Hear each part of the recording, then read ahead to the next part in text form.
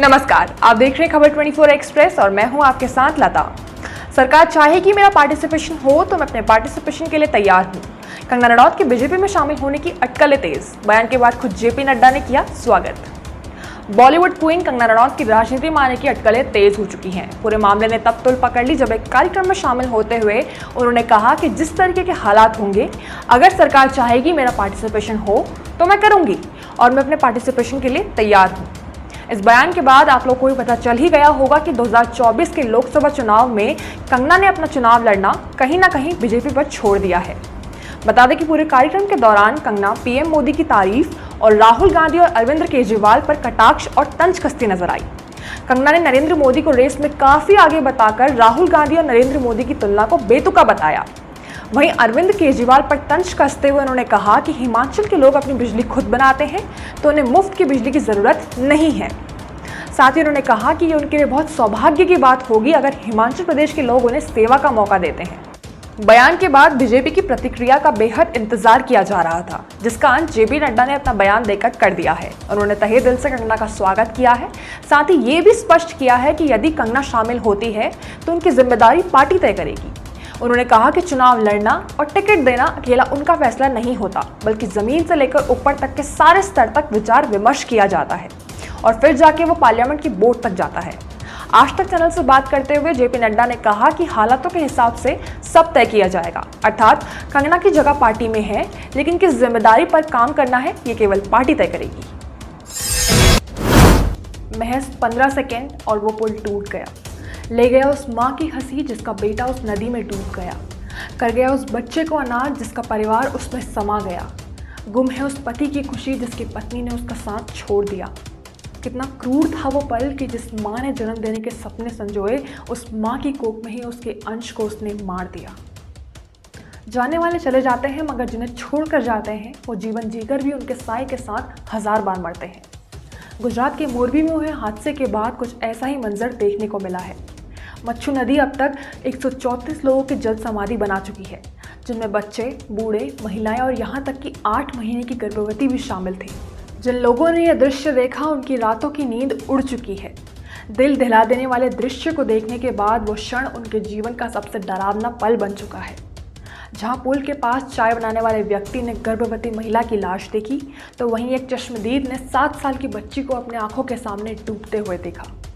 किसी के 8 सदस्यों वाले परिवार में अब केवल एक व्यक्ति ही रह गया है, तो किसी का पूरा परिवार ही उस पुल के साथ टूट गया है। हालात गंभीर हैं। परिजन अपनों की मौत को स्वीकार नहीं रहे हैं। आस लगाए बस अपनों के लौटने का इंतजार कर रहे हैं।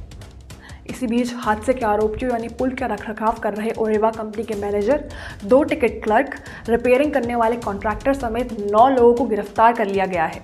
साथ ही 50 लोगों की टीम बनाकर और भी कई लोगों की गिरफ्तारी होने की आशंका जताई जा रही है। वहीं खबर अब ये भी है कि इस बड़े हादसे के बाद अटल ब्रिज पर भी अलर्ट जारी कर दिया गया है, अर्थात एक बार फिर बड़े हादसे के होने के बाद छोटा कदम उठाया गया है। मेरी निष्ठा में ऐसी दखल से मुझे आपत्ति है, विराट कोहली ने जताई वायरल वीडियो पर नाराजगी। टीम इंडिया इस वक्त ऑस्ट्रेलिया में है, जहां आए दिन हर मुकाबले के साथ कई उतार चढ़ाव देखने को मिल रहे हैं।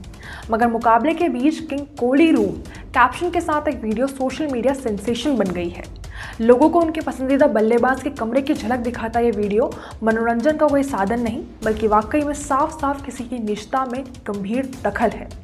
पूरी वीडियो में लक्ष्मी गणेश की मूर्ति से लेकर चश्मे, घड़ियों के बॉक्स, जूते, जर्सी और विराट के कमरे के हर कोने को शूट किया गया है, जो कि देखा जाए तो पूरा कृत्य स्टॉकिंग है, एक असहनीय अपराध है। वीडियो पर खुद विराट कोहली ने भी नाराजगी जताई है। इंस्टाग्राम पर एक पोस्ट शेयर करते हुए उन्होंने कैप्शन लिखा कि मैंने हमेशा फैंस के उत्साह की सराहना की है, लेकिन ये वीडियो जो आया है उससे मैं आहत हूँ। पूरी वीडियो ने मुझे मेरी प्राइवेसी को लेकर चिंतित कर दिया है। अगर होटल रूम में मुझे मेरी प्राइवेसी नहीं मिल सकती तो मुझे पर्सनल स्पेस कहाँ मिलेगी। मेरी निष्ठा में ऐसी दखल से मुझे आपत्ति है। प्लीज़ लोगों की प्राइवेसी का सम्मान कीजिए। वहीं विराट की पत्नी और बॉलीवुड एक्ट्रेस अनुष्का शर्मा ने भी इस पूरे मामले को एक इंसान की गरिमा का उल्लंघन बताया है। इस पूरे मामले पर कई सेलिब्रिटीज़ विराट कोहली के साथ दिखे और फैंस की ऐसी हरकतों की आलोचना करते दिखे। इस पूरे कांड के बाद होटल प्रवक्ता के अनुसार होटल क्राउन ने इस पूरे मामले को गंभीरता से लिया है। वहीं मामले में शामिल व्यक्ति को तुरंत हटा दिया गया और साथ ही विराट से इसके लिए माफ़ी भी मांगी गई है। हेलोवीन पार्टी हुई सचमुच डरावनी साबित, 20 लोगों की मौत समेत 50 को कार्डियक अरेस्ट आने से डर के साए में सियोल। दक्षिण कोरिया की राजधानी सियोल के इटेवॉन में शनिवार को उस वक्त हड़कंप मच गया जब वहां आयोजित एक हेलोवीन पार्टी में भगदड़ मच गई, जिसके कारण 100 लोगों के घायल होने, जिनमें दर्जनों लोगों को कार्डियक अरेस्ट और 20 लोगों की मौत की खबर है। योनहाप समाचार एजेंसी के अनुसार एक छोटी सड़क पर आगे बढ़ने के चक्कर में ये बड़ा हादसा हुआ है। बता दें कि ये बात भी सामने आई है कि आपातकालीन अधिकारियों को इटेवॉन क्षेत्र से कम 81 कॉल किए गए थे, जहां सबकी एक ही शिकायत थी कि सबको सांस लेने में दिक्कत हो रही थी।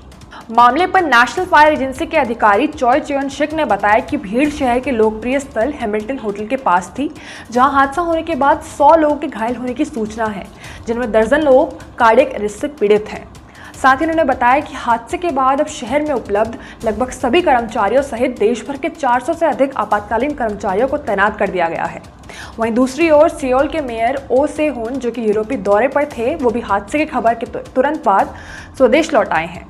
बता दें कि पूरे मामले पर दक्षिण कोरिया के राष्ट्रपति यून सुक येल की नज़रें बनी हुई हैं। उन्होंने कहा कि अधिकारियों को घायलों का इलाज तेजी से सुनिश्चित करना होगा। वहीं हेलोवीन पार्टी स्थलों की सुरक्षा की समीक्षा भी उन्हें करती रहनी होगी। नमस्कार, आप देख रहे हैं खबर 24 एक्सप्रेस और मैं हूं आपके साथ लता। रूस में महिलाएं ले रही हैं अलग स्तर पर बदला, छोड़ जाने वाले पति प्रेमी की जानकारी सेना को दे, उठा रही हैं उनके युद्ध में शामिल होने की मांग। पूरा मामला वाकई में चौंकाने वाला है। रूस यूक्रेन युद्ध खत्म होने का नाम ही नहीं ले रहा। करोड़ों लोग युद्ध में अपनी जान गंवा चुके हैं और करोड़ों परिवार उनके इंतजार में सारी उम्मीद खो चुके हैं। बात चाहे यूक्रेन की हो या रूस की, सैनिकों के परिजन डर के साए में, उम्मीद के बुझते दिए में समय काट रहे हैं। लेकिन क्या वाकई में स्थिति दोनों तरफ समान बनी हुई है? रूसी जांच शाखा वर्टस्का के अनुसार रूसी महिलाएं ऐसे पतियों और प्रेमियों के नाम और पते की जानकारी रूसी सेना को दे रही हैं जो उन्हें छोड़कर जा चुके हैं, जिसके बाद रूसी अधिकारी उन्हें सेना में भर्ती कर रहे हैं, जिससे अब आप दोनों देशों में स्थितियों का फर्क देख सकते हैं, मगर कारण नहीं।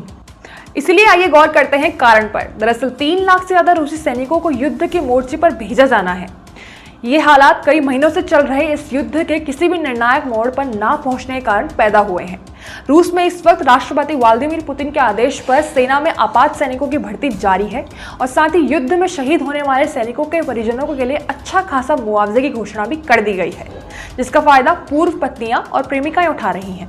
बता दें कि उनके बताए सैनिकों को सरकार द्वारा जो सैलरी दी जाएगी वह उनके खाते में जाएगी, जिसकी जानकारी उनकी पूर्व पत्नी को भी होगी। वहीं अगर वो युद्ध में शहीद हो जाते हैं तो मुआवजे की राशि उनके बच्चों और पत्नी को मिलेगी। ऐसी महिलाओं की लिस्ट में टीवी प्रेजेंटर और प्लेबॉय मॉडल रह चुकी दाना बोरिसोवा का नाम भी शामिल है। ट्विटर के नए बॉस को कंपनी का पुराना चलन नहीं आया रास।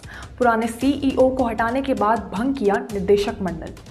एलॉन मस्क ने ट्विटर की बागडोर संभालते ही उसके सीईओ पराग अग्रवाल को हटा दिया था। वहीं खबर अब ये भी है कि कंपनी के अधिग्रहण के बाद नए मालिक ने ट्विटर के बोर्ड ऑफ डायरेक्टर्स को भी हटा दिया है। बता दें कि लंबे समय से कंपनी के निर्देशक रहे Bret Taylor, Omid David, Martha Lane Fox, Patrick Pichette, Egon Durban, Feifei Li और मिमी को उनके पद से बर्खास्त कर दिया गया है, जिसके साथ उन्होंने ये घोषणा भी कर दी है कि वो जल्द ही ट्विटर के सीईओ के पद भी खुद ही संभालेंगे। हालांकि इस पूरे मामले पर जब ट्विटर पर उनसे सवाल पूछे गए तो उन्होंने इस पूरे फैसले को अस्थायी बताया। वहीं द वर्ल्ड की एक रिपोर्ट के अनुसार मस्क जल्द ही ट्विटर पर वेरिफिकेशन यानी ब्लू टिक प्रक्रिया में बदलाव करने वाले हैं। इस मामले को एलॉन मस्क वाकई में काफ़ी गंभीरता से ले रहे हैं, जिसके तहत नया ट्विटर ब्लू सब्सक्रिप्शन प्लान आ सकता है, जिसमें यूजर्स को 1600 रुपये से अधिक चार्ज करने की योजना बनाई जा रही है। बता दें कि प्लान महंगा है, लेकिन उसमें यूजर्स को कई नए फीचर्स भी साथ में मिलेंगे। खबर ये भी है कि इस प्लान के बाद ट्वीट्स को एडिट भी किया जा सकता है। साथ ही रिपोर्ट की सबसे अहम बात ये रही कि जिनके अभी वर्तमान में अकाउंट्स वेरीफाइड हैं, उन्हें जल्द ही 90 दिनों के अंदर ट्विटर ब्लू का सब्सक्रिप्शन प्लान लेना होगा, नहीं तो उनके अकाउंट से ब्लू टिक हटा दिए जाएंगे। ये खबर आपको कैसी लगी? अपनी राय ज़रूर दें। इस खबर से संबंधित यदि कोई शिकायत या सुझाव है तो हमें ज़रूर बताएं। अगर आप YouTube पर हमारी खबरें देख रहे हैं तो खबरों को लाइक करना, शेयर करना और हमारे चैनल को सब्सक्राइब करना ना भूलें। धन्यवाद।